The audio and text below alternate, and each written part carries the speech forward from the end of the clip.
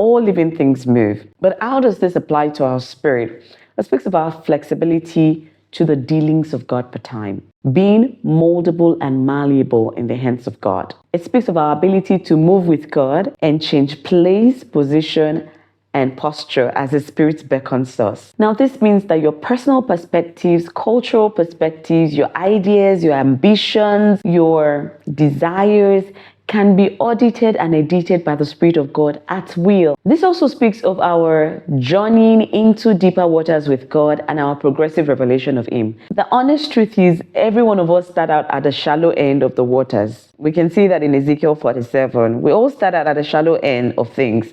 But the more we spend time with God, the more we're intimate with Him, we begin to journey into deeper ends of God, where we are no longer walking. We're actually being carried by His Spirit. And that's where we have the desire to be.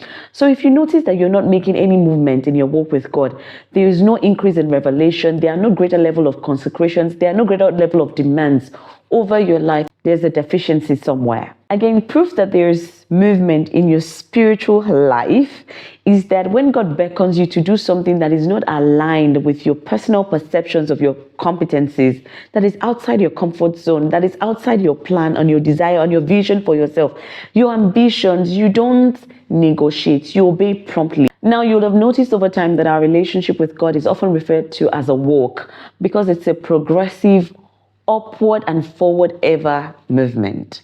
And this movement is determined by our spiritual fitness. How far and how fast we go with God is impacted or determined by our fitness, the fitness of our spirit. Now, like in the physical realm where people can be breathing, they can be alive, but their movement is impaired because there's some sort of paralysis. It's also possible that you have some sort of spiritual paralysis. And if you notice this deficiency, these are things to think of with the Holy Spirit and ask, what is going on? How did I get here? And how do I go further from here?